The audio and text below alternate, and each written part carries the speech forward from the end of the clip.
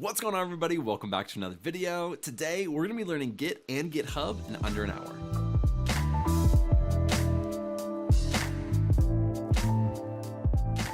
Now, if you were like me many years ago, I only knew what GitHub was. I just used it to toss projects into and link it to LinkedIn or maybe X or Twitter. I did not start using Git and GitHub professionally until about 4 years into being a data analyst. To be honest, I was very intimidated. I did not know anything about version control. It was very scary to me.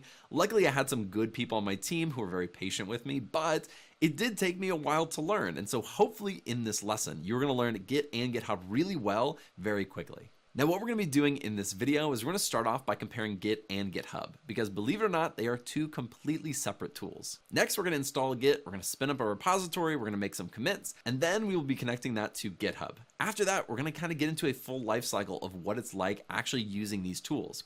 We will be connecting this to VS Code. I used that a lot when I was in my job, and I think it's a really popular IDE for people to use these tools with. I really hope you learn a ton in this video. If you want to dive even more in depth, I have a full course on Git and GitHub on my platform, analystbuilder.com. I will leave a link in the description. Without further ado, let's get started by taking a look at the difference between Git and GitHub. All right, so before we get into Git and GitHub, a really important concept to understand is version control. Now, version control has a lot of depth to it, but I'm going to give you some of the basics of what version control is. The way that I look at version control is basically like a video game. You can have save points previously, and you can go back to those save points, and then you can play the game from there, and if you want to go back, you can. And that's kind of how version control works. It takes snapshots of changes you make, except instead of a video game, it's when you're coding. Say you're coding today, and you take a snapshot, and then in a week, you take another snapshot, and then another week, you take another snapshot. But then at the very end, you realize a while back, several weeks ago, you did something wrong, and you need to go back.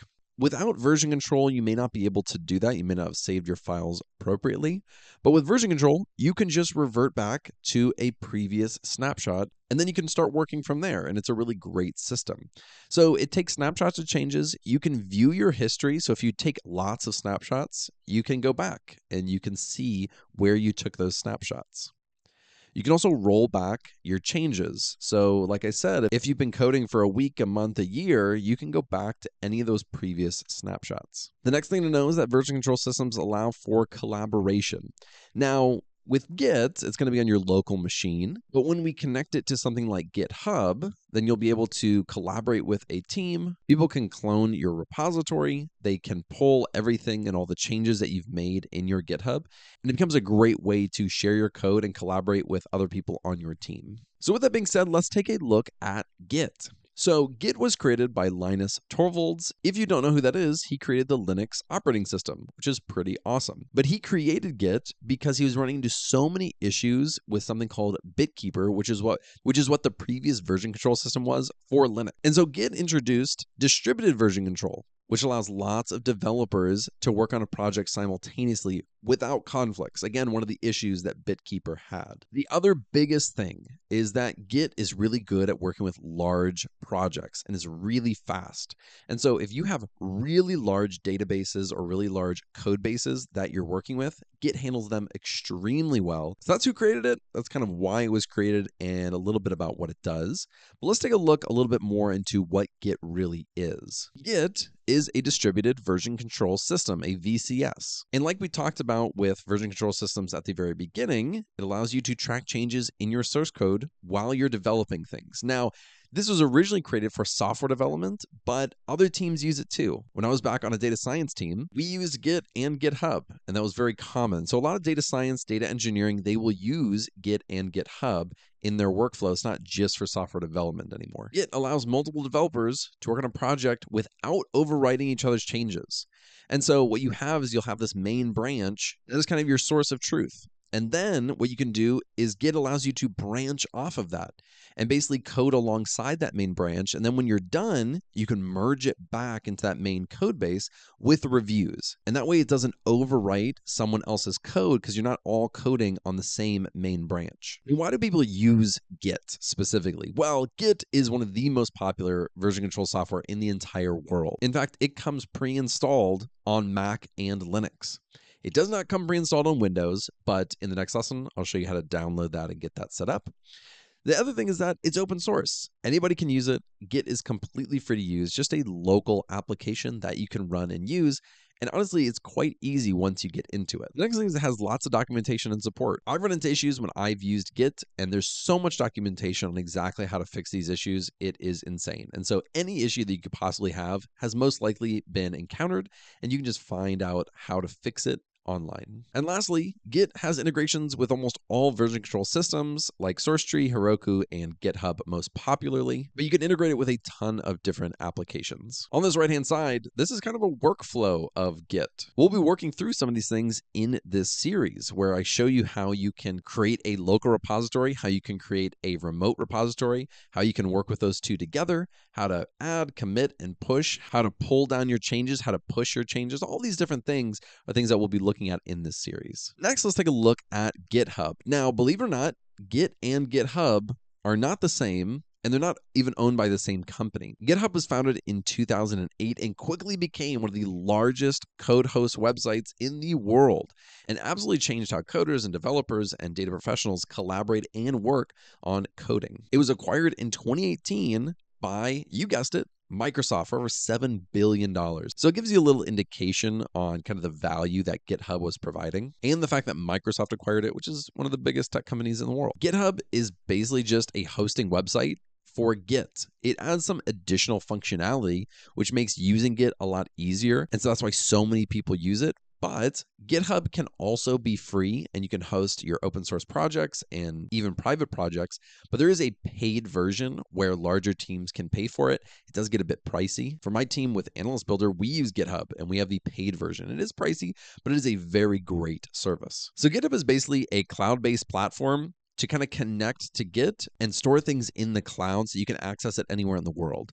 If you're using a local Git repo, then you can only access that on your local machine. You can't access that if you go to another computer. So GitHub utilizes Git for their version control, which is how they track the changes and maintain the different versions of their code. So GitHub is basically built off of and utilizes Git. And GitHub really makes it easy for teams to work together because, like I said, you can pull down different changes, you can merge things, you can have code reviews, and you can do all that within GitHub, and it makes it really easy with a great user interface. So really quickly, let's just take a look at the difference between Git and GitHub. GitHub is a service, whereas Git is the actual software. GitHub basically just sits on top of it in the cloud and utilizes Git. GitHub is kind of the user interface, while Git is a command line tool. You're going to use it in the command line, and that might seem a little bit scary to you at first because maybe you've never done that before, but I'll show you how to do it. It's a lot easier than it sounds. Next is that GitHub is hosted on the web. It's a cloud-based service, whereas Git is stored locally on your machine. GitHub is maintained and owned by Microsoft, while Git is maintained and owned by Linux. Next, GitHub is focused on centralized source code hosting, while Git is focused on version control and code sharing. And lastly, GitHub is a host service for Git repositories, while Git is the version control system that manages your code history. I think this sums up perfectly kind of the differences between the two and where you're going to use them. Honestly, when you're working on a project on your local machine, you should be using Git for the most part. But then when you want to save and store and share all these different things, you're going to connect it to GitHub and then use that platform to kind of disperse, save, and have that history of your code online. Hello, everybody. In this lesson, we're going to be downloading and setting up Git and GitHub. And so I'm going to show you how you can do both. And then in the next lesson, we're going to dive into Git. And then in future lessons, we'll be combining both Git and GitHub, and we should learn a ton in this series. Now, if you're already on Mac or Linux, go down and search and see if you already have Git pre-installed, because Git should come pre-installed on both those operating systems. If for whatever reason you don't have it, you can install those here. But I'm on a Windows machine, so I'm going to download Windows because if you are on Windows, you will not have Git pre-installed at all. It just does not come pre-installed.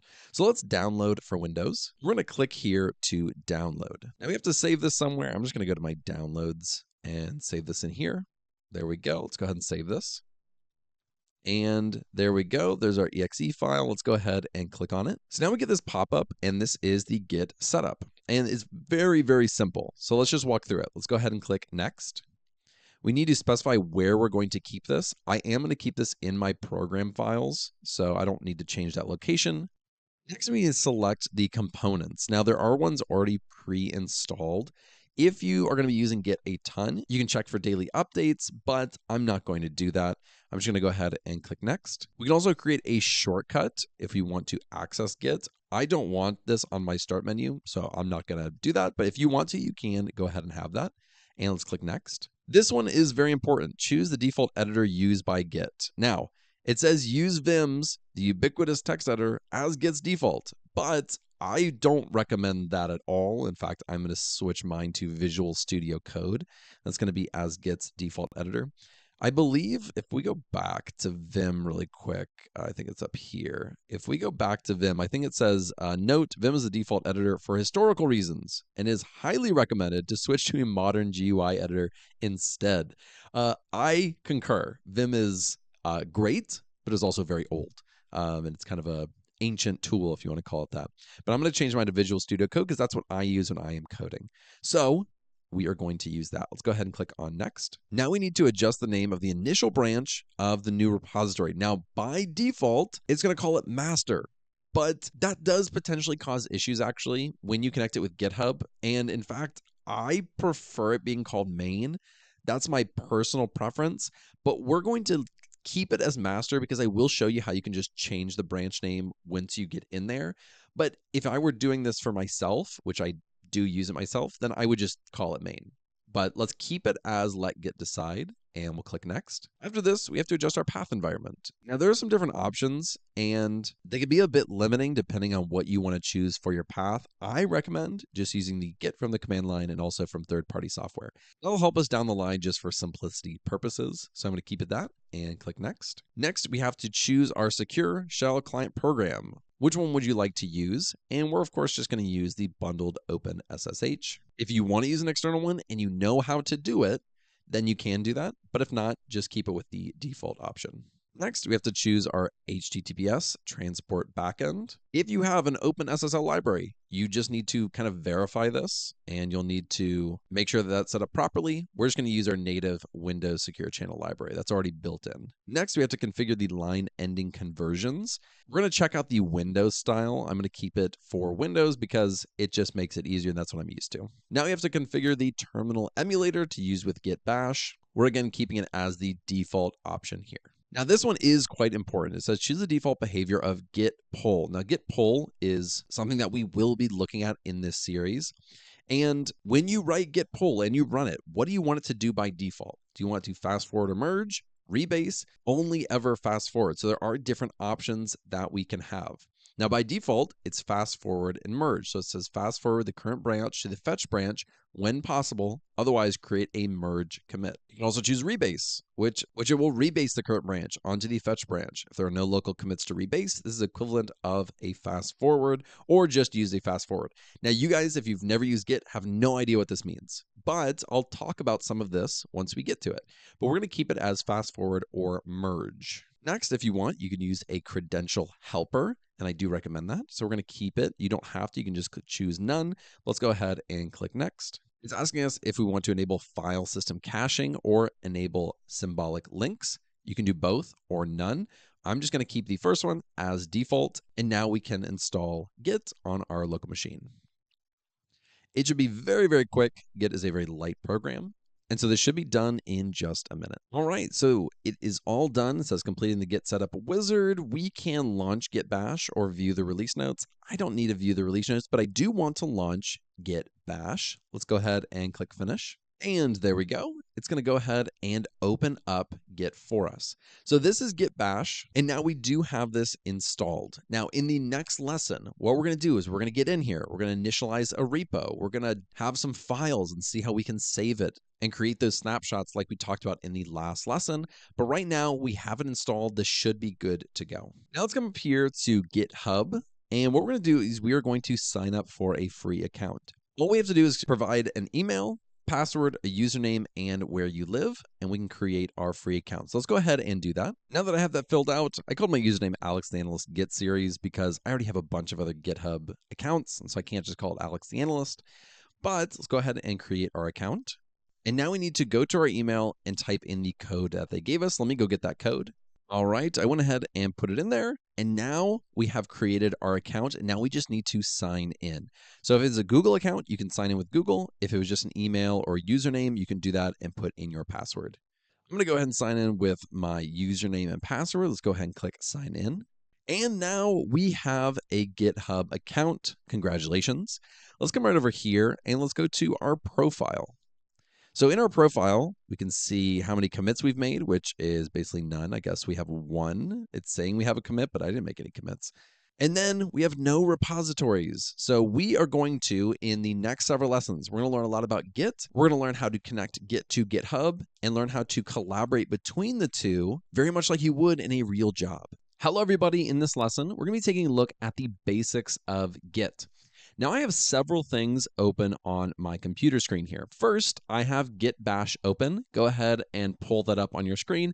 You should just be able to search for it and open up Git Bash. We looked at how to install Git in the last lesson. So you should have that installed. Just pull up Git Bash and it should look something like this, of course, with your information right here. The next thing that I have pulled up, and I'm on a Windows, is I have my file path. So I have my file folder. I have file paths here. So right now we're just in my downloads, but we'll be using this as we go on. And the last thing that I have pulled up right in the background here is Visual Studio Code. Now, this is going to be our IDE that we are using in the next several lessons, but you can use any IDE and you can connect it. This is just the one that I personally use a lot, and I think it really integrates well with Git and GitHub later on in this series. So if you haven't already, I will leave a link down in the description on where you can download Visual Studio Code. Again, you don't have to use it. You can use any IDE that you want, but this is the one that I recommend, and I think that most people will be using. So here's what we're going to do. We are going to take a look at Git, and we're going to see kind of where it defaulted to, because we just installed it, and Git is on our computer, but we haven't done anything to it. We haven't set it up. We haven't kind of customized it to our project. And so we need to do all of these things. The first thing I'm going to do is I'm going to come right down here, and I'm going to say pwd. And this is going to tell us the current file path that it's on. Now let's come down here, and we're going to go to my C drive, and we're going to go down to users, and we're going to go to AlexF. This is the current drive, and there it is. There's .git. Let me pull this up a little more. Now, this is my C drive on my computer, and it just has a bunch of old stuff. This is back when I was creating like a lot of Python tutorials and web scraping tutorials, and as you can see, there's a lot of junk in here. And so if I come over here and I look at this, I'm just going to say ls. It's going to take a second because it's going to pull in all these files. It's going to pull in all these folders, which had a lot of stuff in it. And so as you can see, this is really messy. There's so much junk in here. Honestly, I should go through and delete a lot of this, but I hold on to it for sentimental reasons, potentially. And what I need to do is I need to either clear this out and make the C drive like really clean, or I just need to create a new folder. And when I'm doing a new project, I usually just create a new folder. So let's come in here and we're going to do a new folder here. I'm going to call this, let's call it AA, just so that it shows up at the very top because I have it in alphabetical order. We're going to say AA Git Video Series. And so let's go ahead. Well, we can either refresh right up here, and it should show up right near the top, at least right here. It didn't show up, I guess, at the top. I have too many other ones. But we have our AA Git Video Series right here. Let's open this up. And this is beautiful. There's nothing inside of it. This is just, it's lovely, right? But we don't have access to this just yet. We need to do something called a change directory. We need to go in here and say, this is where we want Git to be pointed at. So we're going to do a change directory, a CD, and then we just need to put in here this right here. So I'm going to do a Control-C on this, but when we come in here, it's different for pasting it. We have to do a shift insert, just like that. And actually, I need to put this in quotes, but I need to do shift insert, put that in quotes, and there we go. So now you can see right here, there is a new directory, and it's pointing at this file path right here. So now we have it in here, but even if we refresh this, there isn't anything in there. What we have to do, especially if you're starting a new project and we're about to start adding files and we're about to start coding, and this project's going to last more than a couple days, maybe weeks or months, we want to capture all those snapshots of all the code that we're saving and everything like that. So we need to initialize a repository in here. So let's go ahead. We're going to say git init. That just means initialize a repository. Let's go ahead and hit enter. It said initialized an empty Git repository at this location. So now we have this .git here, which means that we now have an empty repository that we can start adding and committing files to. So it takes those snapshots of the history of this file path. And so if we add files to this, and I'm going to show you how to do that in just a second, we're going to add files, we're going to add and commit them, and then we'll see how we can look at our previous history. So let's do the same thing that we did up here. We did this ls. Let's go ahead and look at ls, and you'll see that there are no files in this file path. Well, let's change that. Let's come right over here, and let's go into our Visual Studio Code. Now, what we're going to do is we're going to come up here to Explorer, but in a second, we're going to come down here to Source Control, and this is where Git is literally integrated into VS Code, which is really, really nice. But first, let's open up our folder. And let's go to the project folder that we just created. That's in users, Alex F, and then the AA Git video series. So we're going to add this. And now we have it open, but of course we don't have any files in it just yet. And then if we come right here, you can see that now it is connected. So now we have this master branch right down here connected to this AA Git video series. That's because in our folder, we have a Git repository initiated. So when we connected to that file path within our Explorer, it picked up the fact that we are connected to Git already, and it connects to this. Now, this is going to help us a lot. We're not going to use this right now. We're going to do everything within Git, but there is a great UI in VS Code that allows us to do a lot of what we're about to do in Git. But I want to take a look at the basics first, and then we'll use VS Code after. So what we're going to do is we're going to create a new file. So we're just going to come up here. You can either say Control-Alt-Windows-N or whatever the shortcut is on your computer. But let's go ahead and click on a new file, and let's just add a Python file. Let's keep it really simple. So I'm just going to add a comment here. I'll say this is a new file and our first commit. And we're going to go ahead and save this. So you can do Control-S. And we can save it right in here. And I'm going to rename this. I'm just going to say first file. First_file. And let's go ahead and save it. So now we have this file in our folder, and we can see that right here. We have this first file. Now, again, there are some things that we're going to look at specifically in VS Code, but we're not looking at that right now. Let's come over here and let's take a look in Git. So now we're going to say ls. Now it's going to read in that first file. It shows that we have a file in it, but if we go and we write git status right here, we're going to get some information. The status basically tells us where things are in the process. Have they already been added to the Git repository, and therefore we can go back and look at them? Have they been added but not committed? So we're going to do that in just a second. We're going to commit this first file. We can see on branch master, which is our master branch, we have no commits yet.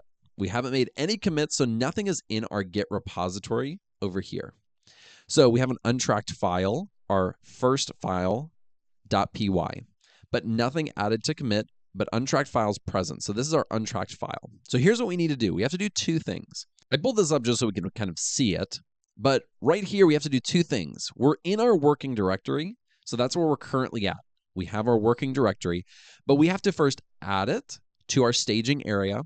Then we commit it, and that's to our local repository. That's our Git repository, which we can then use to take those snapshots. So let's first use git add, and then let's git commit, and let's see how that works.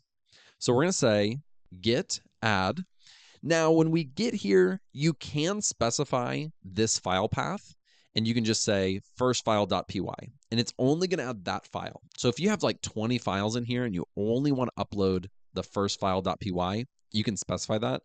I don't almost ever do that. I usually just hit period, which means take everything in this file folder, and we're going to add that if there have been changes made to that file. So we've made changes to this file. So we're going to hit git add everything. And now let's go and hit git status again. And now you can see we have a new file. These are changes to be committed. We haven't committed it just yet, but we are ready to commit this. Once we commit this, it will be stored in this Git repo. And again, we can revert back to this. So let's come in here and we're going to say git commit. Now, don't make the mistake that I made when I was first doing this and just hit enter. You can do this, but it brings up this separate UI. And so I don't recommend doing that. You can still write your message and everything in there, but we're going to do -m, which means here's our message for this commit. So when you make a commit, you have to have a message. It doesn't have to be a long message. It can be very simple. But when you go back in time and you go to those past snapshots, you can write yourself messages. And so we're going to say, this is my first commit. Woohoo! And that's our commit. That's our commit message. Let's go ahead and commit this. It says master root commit. This is my first commit. Woohoo. One file changed, one insertion, created mode. And then this right here is the file. So now let's look at git status again. And there we go. It says on branch master, nothing to commit, working tree clean, which means we haven't made any changes to these files in here since the last time that we made a commit. So now that we've made a commit, now we can go and we can look at our log. So I'm going to say git log. And now it's going to show us our previous commits that we have made. And you can see this really long string of numbers and text. This is our hash, which we can use to revert back to that snapshot. So this is our kind of a snapshot hash code that you can use. And so this is actually very important. This is what you can use to tell Git where to point to when you want to revert back to a previous commit. Now, we're not doing that in this lesson, but we'll do it in a future lesson where we'll revert back once we made some changes. So now let's come right over here and let's go back, because before, and it just got rid of it, but before it said U for untracked, which means it wasn't tracking anything. And now we can also go into our source control and we can see visually that there is a commit right here. And this is just awesome when you start making a bunch of commits and a bunch of adds and you start branching and merging. This little UI down here is actually really helpful. At least it helps me a lot. Let's do something really quick. Let's come back here and we're going to make a change to this file. So I'm going to say, this is our code. And I'm just going to make some really ridiculously simple code. I'm going to say, I love Git. There we go.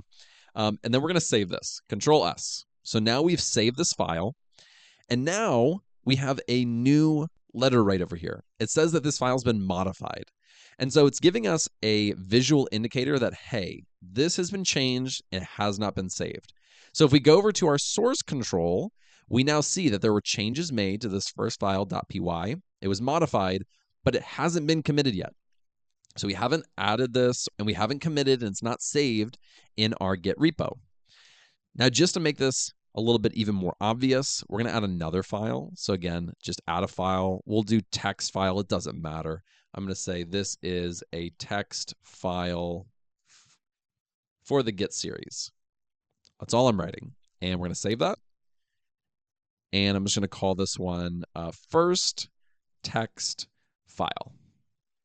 And we're just going to save it as a txt file. So now that we've added it, now we have this green U. This means it's untracked. This file has not been saved in the Git repo at all, and we need to do that.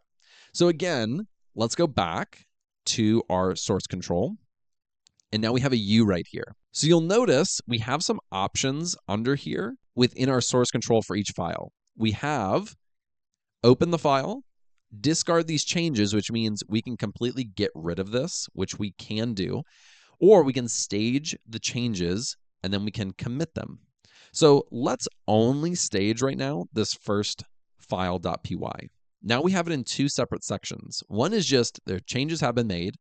The other is this one has been added to the staging area, which again, if we come back down here and we look at this, by adding it to the staging, we just added it right here. We just did the git add, but just with a click of a button.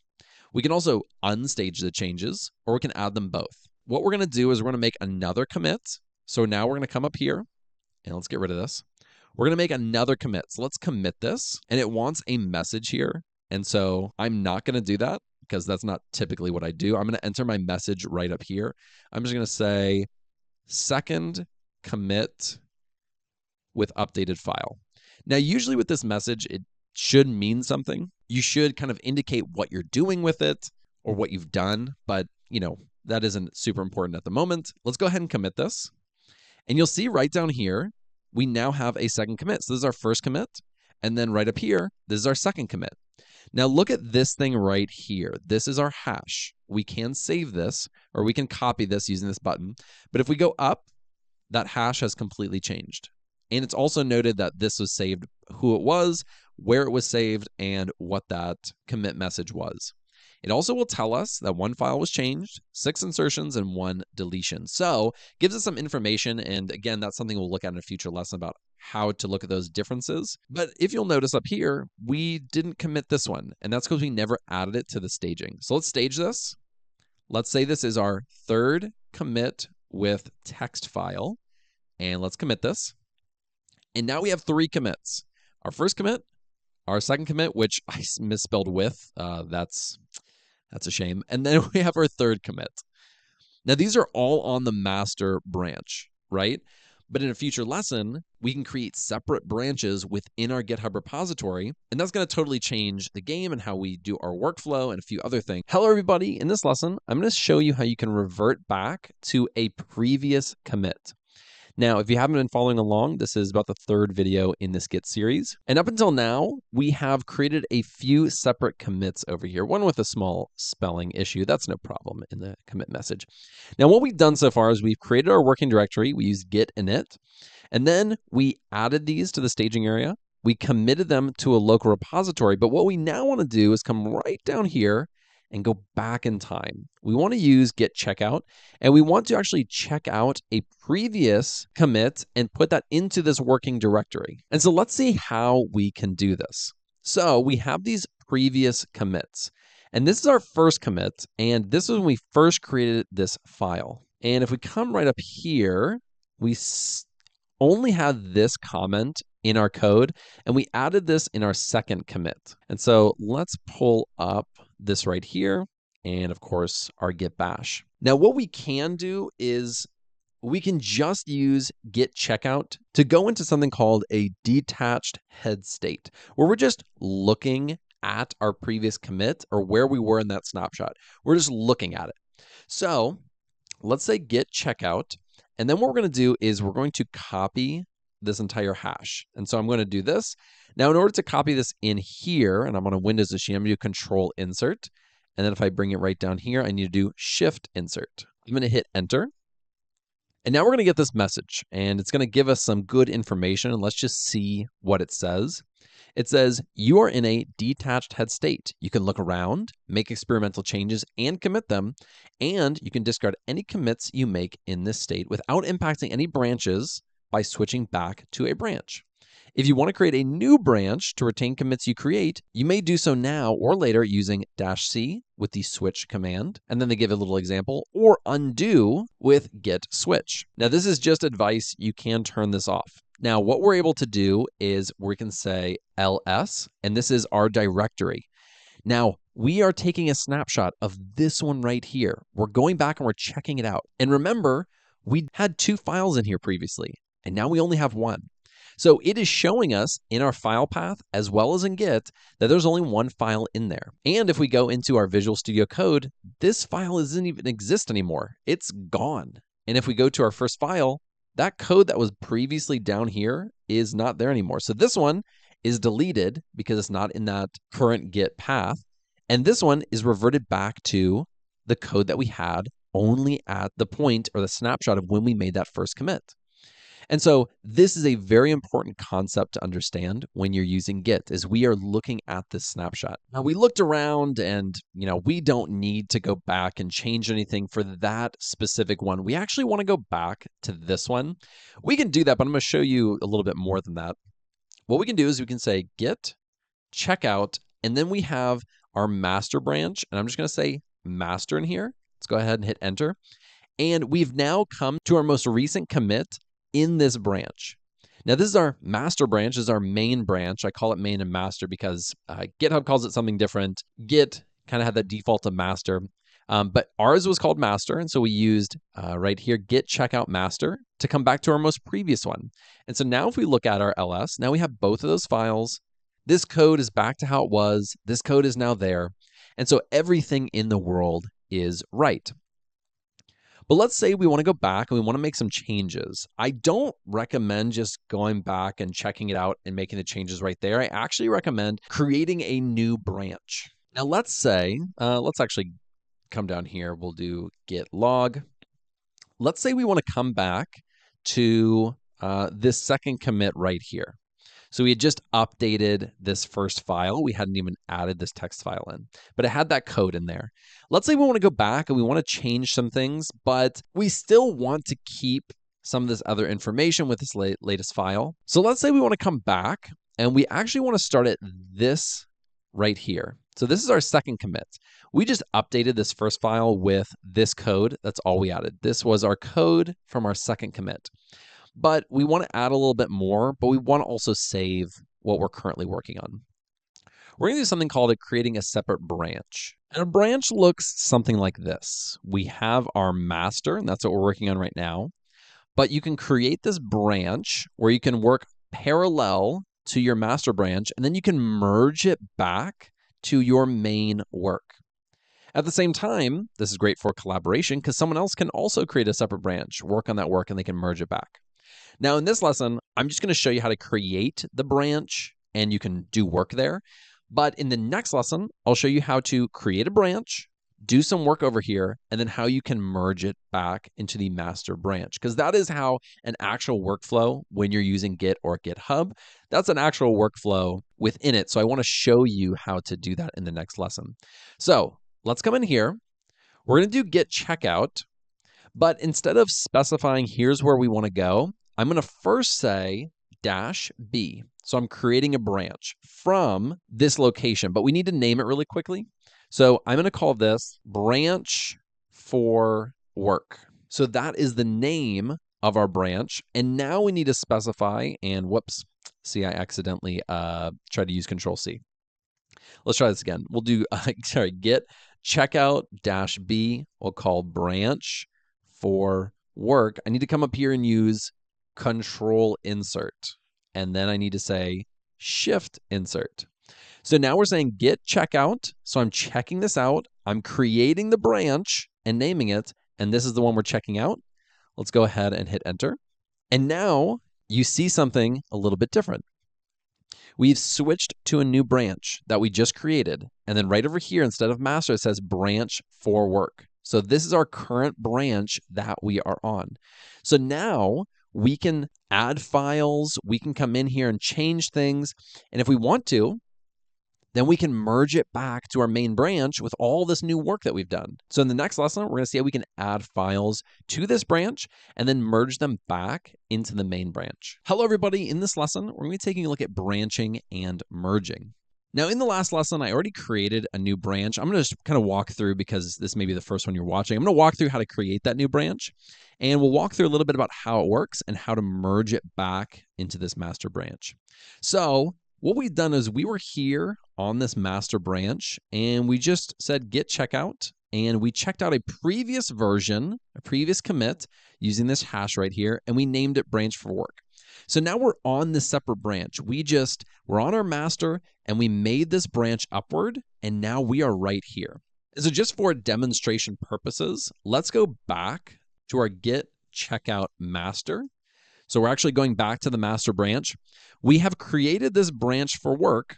And so if we want to get to that, we can go back to this branch, or we can create a whole new branch. Either one is perfectly fine. I'm going to show you how to create another branch and then go back to this branch for work in just a second. So let's create this other branch, just a brand new branch. So to create a new branch from our master branch, it's going to be really easy. We're going to say git checkout -b, and then we name it. We'll just call it new branch. And then we're taking that from master. So our current work. Let's go ahead and hit enter. And now we're on this new branch. Now this is with our current files. But what we were doing with our branch for work is we opened up a previous commit instead of our master. So instead of master, we opened up using this hash right here. So let's actually switch over back to that previous branch that we created called branch for work.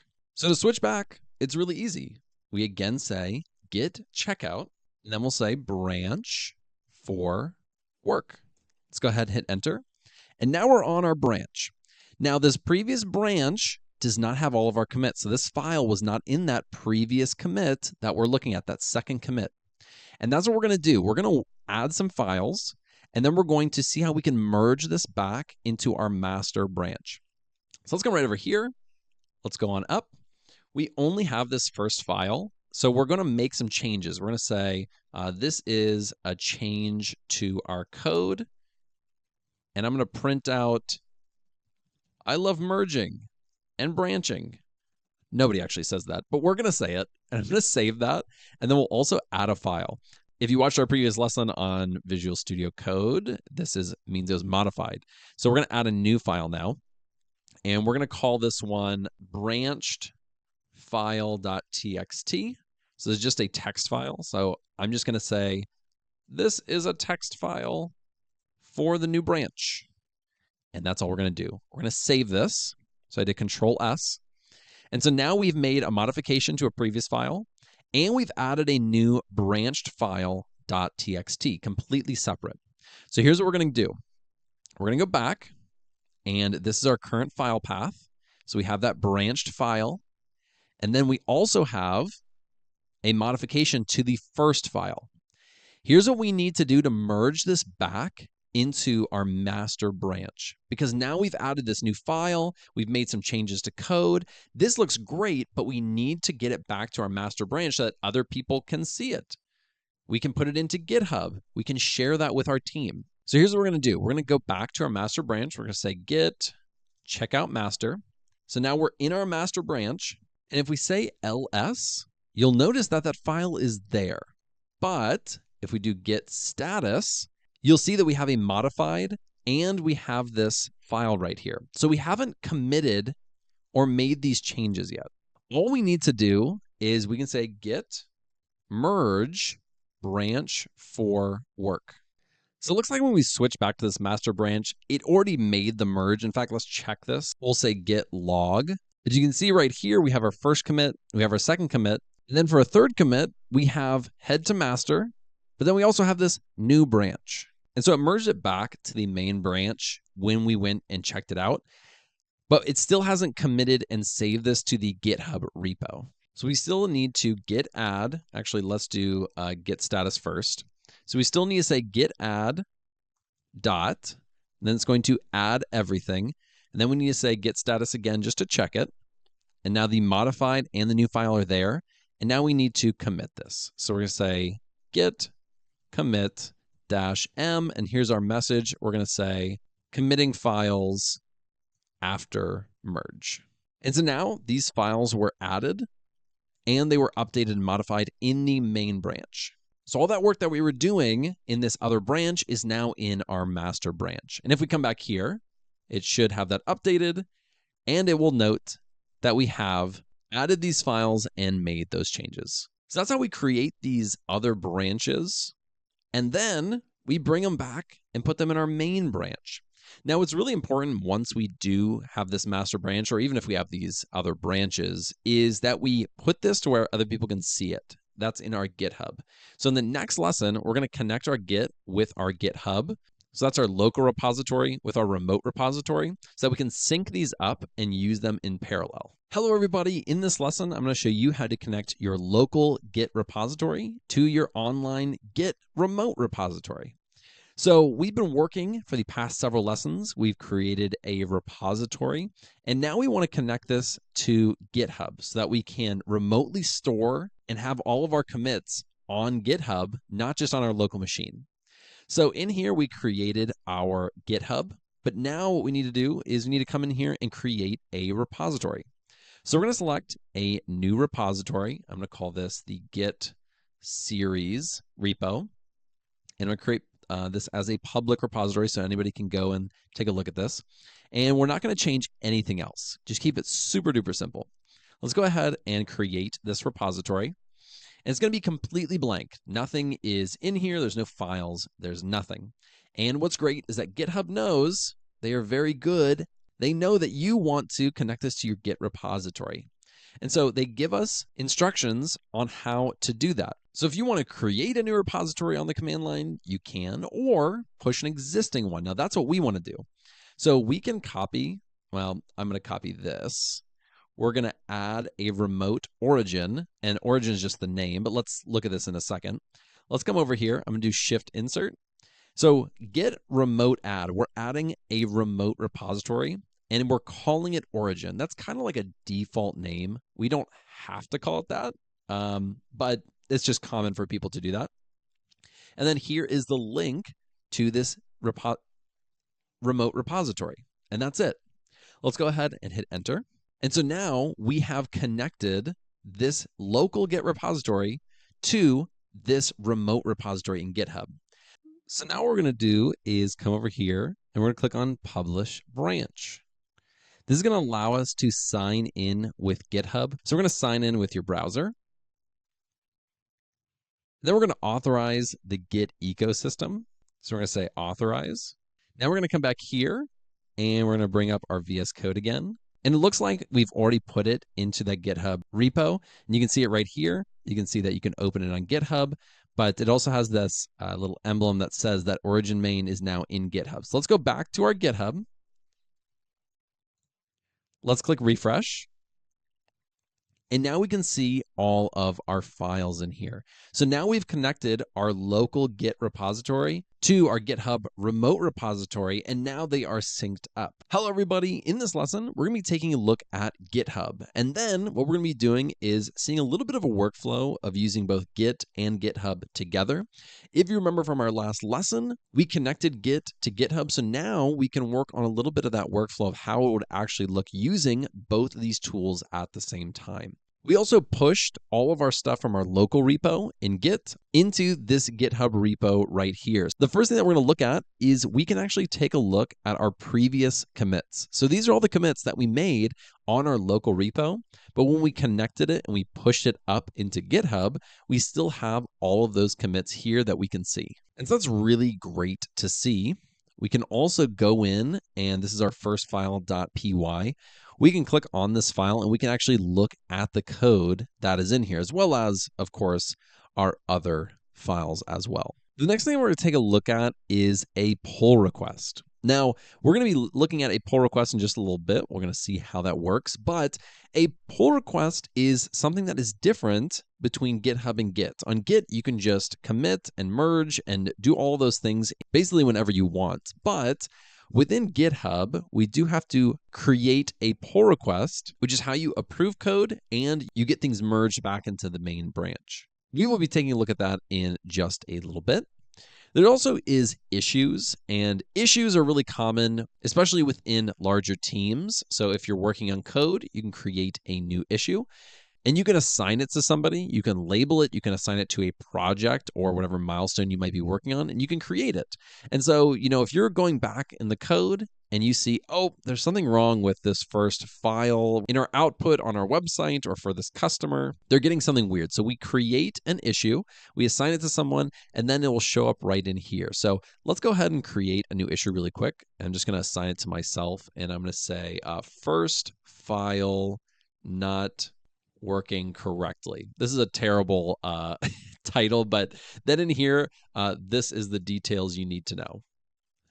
So then I would write up, here's what's going on. Maybe I need to attach a file or something, but here you need to know. And I'm going to create this. And so now, if I come back to issues, we can see that this is assigned, and I can make sure I can see the ones that are assigned to me. And I'll come in here, and then I'll say, I fixed this. And I can just say, close with a comment. So now it's going to be closed out. I fixed this issue, and now it is closed. And so that's how you assign, and you can get things assigned to you from your team. If I hop over here to projects, projects is a little bit, there's a lot of things that you can do in projects. Let's get rid of this. But a lot of teams will use this almost like a Jira board or a Kanban or Kanban board, however you say it. But you can create these different projects and you can assign different things to people. Let's just create a board here. And it's just a blank one, but this is like a board that you use it with any other project. It has to do and progress done.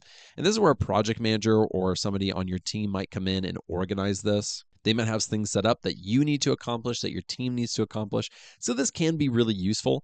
If I'm being honest though, my team almost never use this. We always use something like Jira or something that Microsoft had because we were Microsoft shop. And so I didn't use it that much, if I'm being honest, but you can use it. Let's go back into our Git series. The last thing I want to show you is we can create other branches in here. So right now we only have the main branch, that's all we pushed, but we can create multiple different branches in here. And when we create these separate branches, we can then make changes on these branches and merge it back into our main branch. So let's come up here.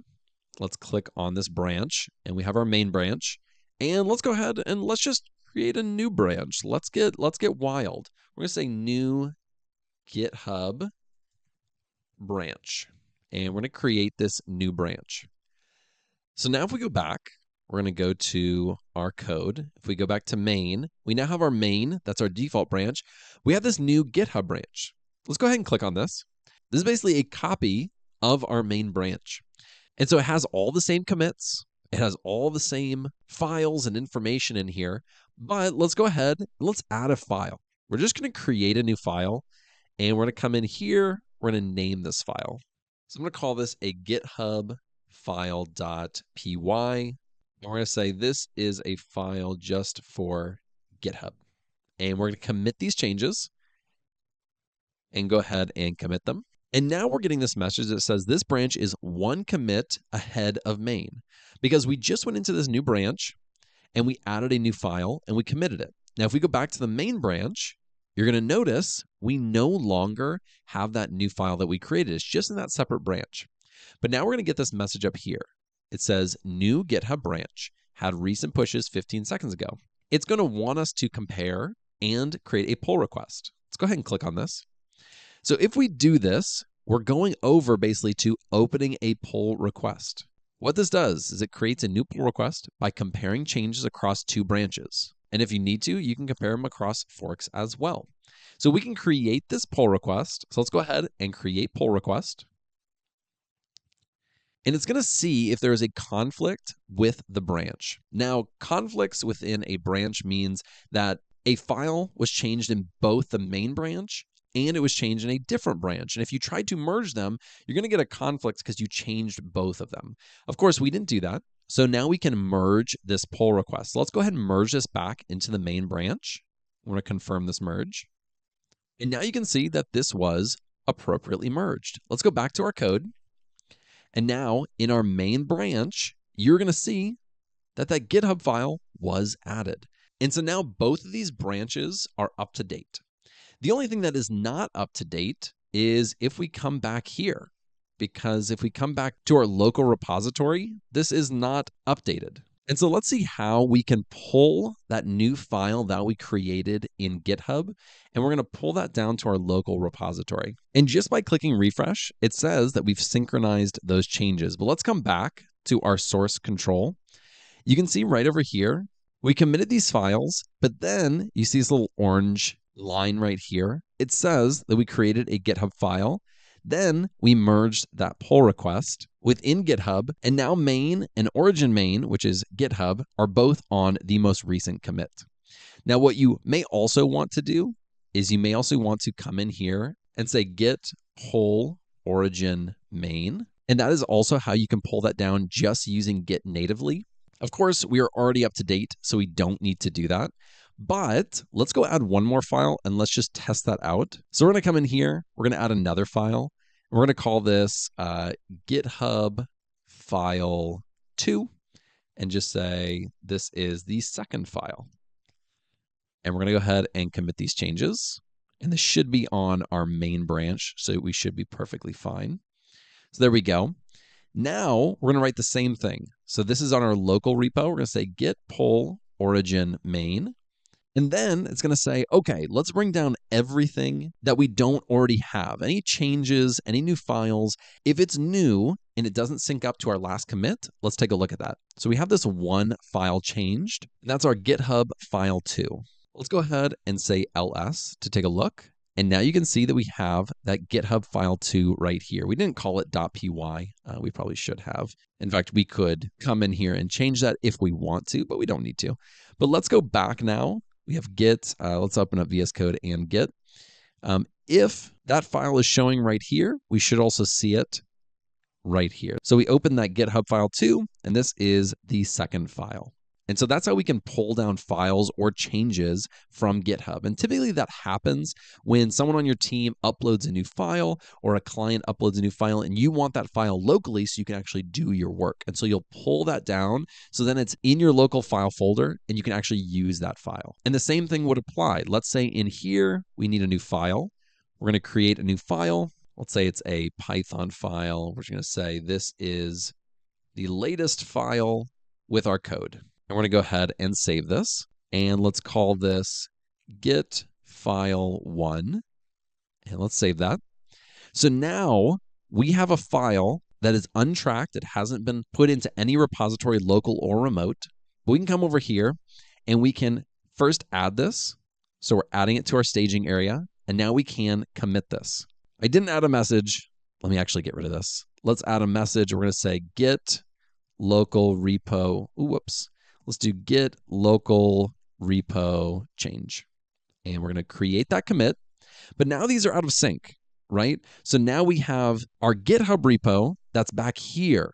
So we have it a file behind. And then we have our local repo. And we just did a bunch of work. We worked really hard on this git file 1. And we want to push that so that it's in the GitHub. It's shareable. We can access it. And so can the people on our team.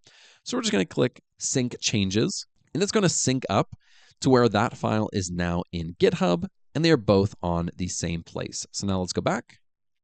And if we click refresh right here, we should see that git file 1 as well. And that's a really common workflow. Of course, like we said in the last lesson, you may want to create a branch off of that and do your work and then merge it back into the main branch so you aren't messing with the current files and you don't mess anything up. Of course, you can always revert back or check out a previous commit. And that is really the power of Git in a nutshell. And then you can share it to your GitHub so that people on your team or you can have access to it anywhere or have access to it later. So I hope that that was helpful. I hope that you learned something in this series. If you want to dive even further into Git and GitHub, I have a full course on my platform, analystbuilder.com. I will leave a link in the description if you want to check it out. If you have not already, be sure to like and subscribe, and I will see you in the next video.